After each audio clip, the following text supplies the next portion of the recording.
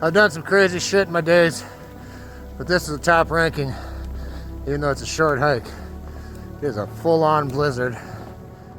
Last winter, I was in Texas, where average temps in the winter were in the 80s. So it's been a little while since I've camped in single-digit temps.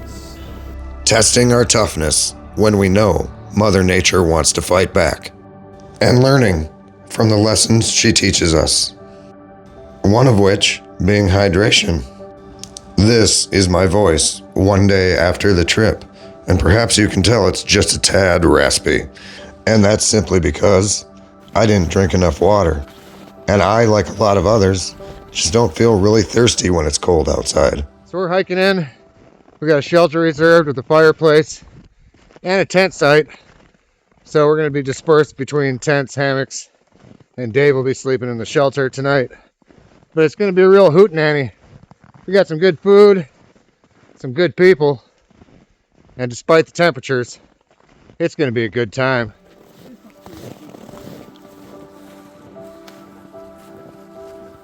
Even on their short hike in, their water had begun to freeze in their bottles, but not Dave. So this is what now? This is 40 below. And we make these giant koozies for these water bottles. And you've had that in the cold all day with just that on, but you started with warm water. Yeah, I started with warm water. It's no longer warm, but it's not cold. Obviously not so frozen. It feels like room temperature now. This bad boy bubbled up and split like a tire blowing. So we'll see how that goes, but that's half the battle out here too, is just keeping your shit from freezing. Here's Rich's water. You can probably hear from that. He's just been sitting on the ground for what, 20 minutes, 15? Not even that long. And he's freezing. I'll put you by the fire and watch it. All right. Yeah, that's fine. Just thawed though. Been sitting right here in front of the fire. Is that thawed? Yeah. Just getting enough heat coming off of that. Oh Nice. yeah. So hours later, Dave's little device. Well, there's a little ice in it. Yeah, there's a little ice in it. But you haven't had that near the fire or anything. No, it's just been kind of chilling outside. And it just started with hot tap water. You probably noticed that we have a fireplace in the shelter we reserved. And as a bonus, a short walk away, unlimited firewood. So if you're a beginner, or just lazy like us, this is a perfect situation to put yourself in to stay warm all night. You're what? Tired. You look tired. Yeah, sitting back.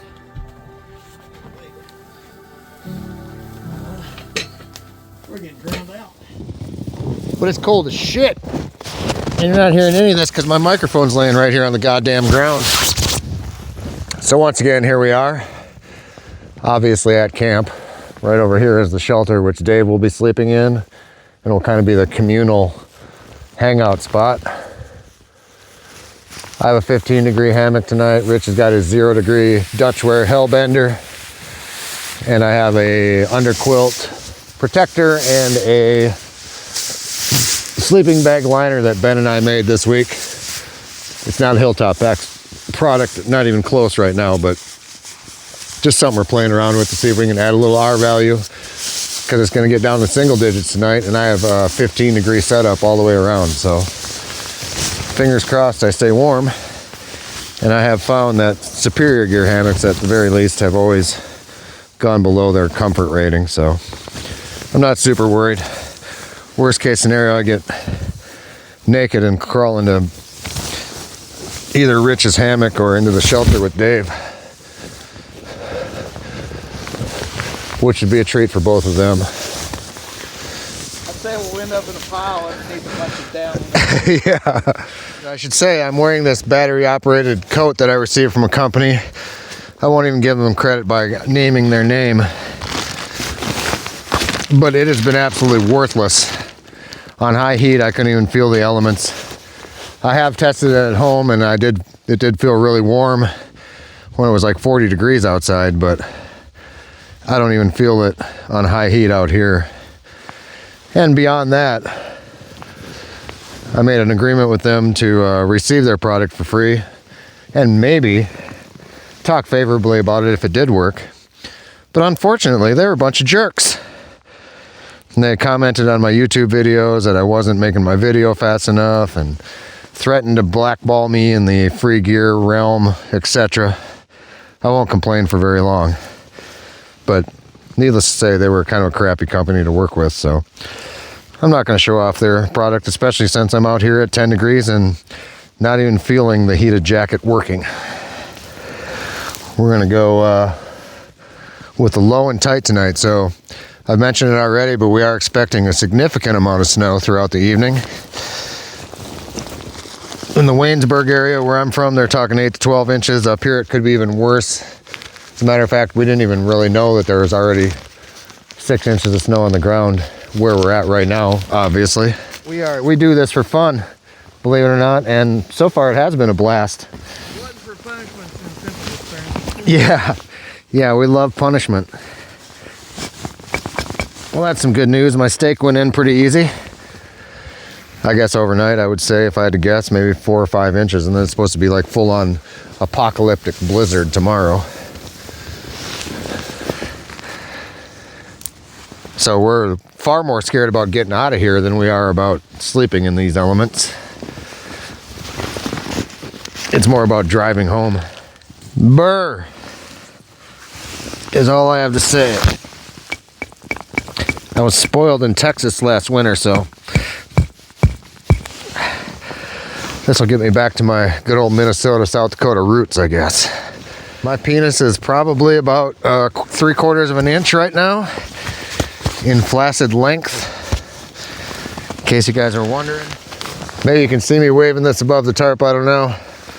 But these are the hot hands super warmers, and they are a godsend in these conditions. Rich has got one all heated up and ready to rock. Always. And it makes a big difference. Even if you sleep with these in your sleeping bag, it's gonna keep at least a small area warm. Let's take a little break. My hands are cold. I need to keep my core warm, so I'm going in the shelter to enjoy the fire for a minute. So really, if I had to describe winter camping and why I find it fun, and I think a lot of people would agree with me that have done this before, is that you just kind of go back to your primal roots, where me sitting right here right now just getting my fingers warm is like magical. I would compare this to even better than like watching a really great movie.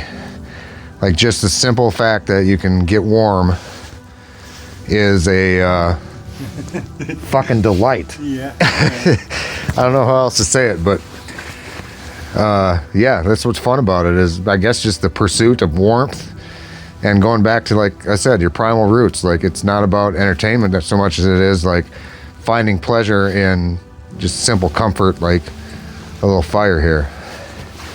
That's all I have to say about that. Degrees on the backpack thermometer. 5 degrees on the thermometer in a cold canister. Well, it might have warmed up from being in here. There we go. So it is working. Yeah. But normally, the problem with isobutane is that once it gets so cold, you got to literally put it in between your ass cheeks to warm it up. Oh my goodness, look who's here. Howdy. Hey, you found us.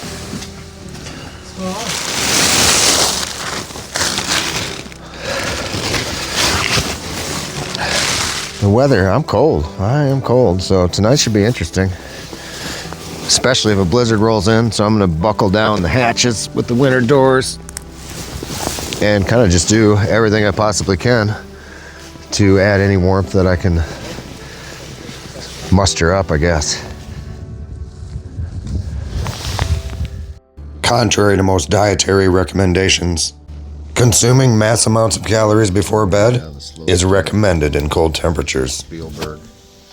And tonight's main entree, Dave's elk chili. Elk chili?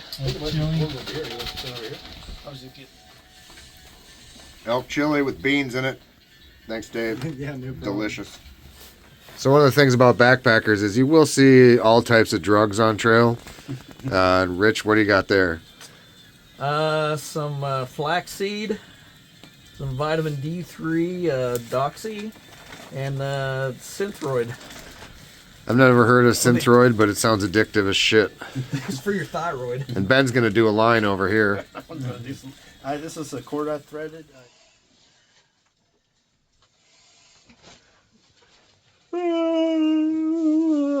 You prepped and ready for bed? Are you ever really ready when it's 5 degrees outside? It is 6 degrees. I'm off that heat wave.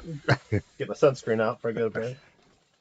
Sleeping with your head under the covers is going to seem really tempting, but it fills the inside of your quilt with very dangerous moisture.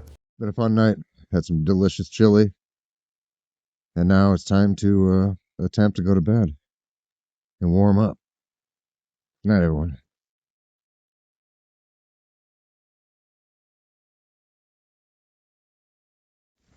All right, well, it's 6:40 in the morning. Not sure what the temps were, but I didn't die. But as you can see, I got lucky because my tarp over here is up against my hammock, so not realizing that in my slumber, my quilt and everything is just full of frost and wet to the touch. Oh. And now we gotta try to pack up and get the hell out of here safely.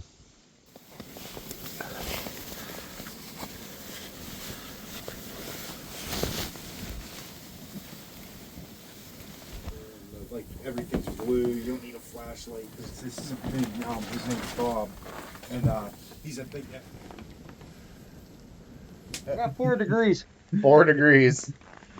And our hike out, though it's short, might be very interesting because it is uphill and it is blowing like crazy. So.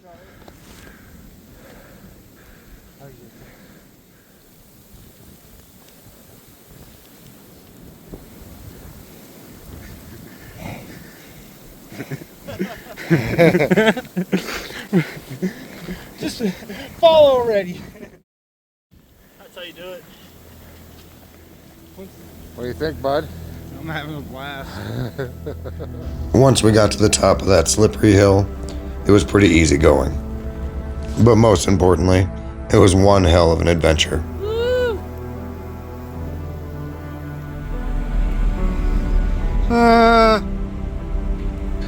And as expected, so was the drive home. Time to dry out and rehydrate this voice. Thanks to Rich, Ben, and Dave. And thank you for joining us. We'll see y'all real soon.